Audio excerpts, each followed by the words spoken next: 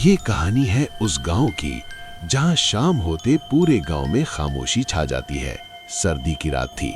गांव पर अंधेरा इस तरह छाया हुआ था जैसे आसमान ने पूरी बस्ती को खामोशी की चादर से ढक दिया हो। कच्चे रास्ते, मिट्टी के घर और दूर कहीं कुत्तों के भौंकने की हल्की सी आवाज आ रही थी। इस वक्त गांव में सिर्फ एक ही चीज जिंदा होती है, खौफ। गांव के लोग रात होते ही अपने दरवाजे बंद कर लेते हैं। हवा जब चलती है तो दरवाजों की कुंजियां अपने आप बजने लगती हैं। उस रात भी गांव बिल्कुल ऐसा ही था, खामोश, सर्द और बेचैन। गांव के एक कोने पर एक पुराना सा घर था। लोग कहते थे ये घर कभी आबाद हुआ करता था, लेकिन अब सिर्फ दीवारें बाकी थीं और उन दीवारों के अंदर कुछ यादें कैद हैं। सर्दी की रातों में इस घर से रोशनी दिखाई देती थी, जबकि वहां कोई रहता ही नहीं था। बुजुर्ग औरतें कहती थीं कि सर्दी के मौसम में उस घर के पास से गुजरना ठीक नहीं होता। वो कहती थीं, वो चलती फिरती नहीं, वो बुलाती है। गांव के बच्चे शाम होने के बाद उस तरफ जाने से डरते थे। उस रात जब बर्फ हल्की हल्की गिर रही थी, गांव के एक लड़का उस घर के पास से गुजर रहा था। वो रोज इसी रास्ते से जाता था, कभी कुछ नहीं हुआ था। लेकिन उस रात उसने देखा कि पुराने घर के दरवाजे के पास एक औरत खड़ी है, सफेद कपड़ों में। उसके कपड़े बिल्कुल साफ थे, जैसे अभी पहने गए हों।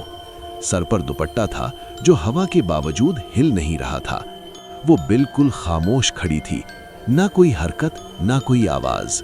उस लड़के ने सोचा शायद गांव की ही कोई औरत हो जो रास्ता भूल गई हो। गांव में रात को किसी को अकेला छोड़ना अच्छा नहीं समझा जाता। वो धीरे धीरे उस औरत के करीब गया।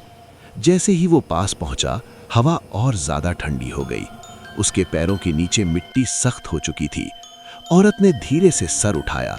चेहरा बिल्कुल फीका था, आंखें नीचे झुकी हुई थीं। उसने बहुत धीमी आवाज में कहा, मुझे घर तक छोड़ दो। आवाज ऐसी थी जैसे सर्दी में लकड़ी टूटने की आवाज होती है। लड़के ने हाथ में पकड़ी हुई लैंटर्न थोड़ी ऊपर की। रोशनी उस औरत के पैरों पर पड़ी और उसका जिस्म वहीं जम गया। औरत के पैर जमीन को छू ही नहीं रहे थे, वो मिट्टी के ऊपर हवा में थे। लैंटर्न का शीशा कांपने लगा। औरत ने धीरे से सर उठाया। इस दफा उसकी आंखें बिल्कुल काली थीं। उसने कहा, गांव वाले अब मुझे पहचानते नहीं। लड़के ने पीछे मुड़कर भागना चाहा, लेकिन उसके पैर बर्फ जैसी ठंडी मिट्टी में धंस गए। औरत उसके करीब आ रही थी। जमीन पर उसके कदम नहीं, सिर्फ निशान बन रहे थे। सुबह जब गांव वाले उस रास्ते पर पहुंचे, लैंटर्न वहां पड़ी हुई थी और मिट्टी पर घसीटने के निशान थे जो उस पुराने घर के अंदर जाकर खत्म हो गए।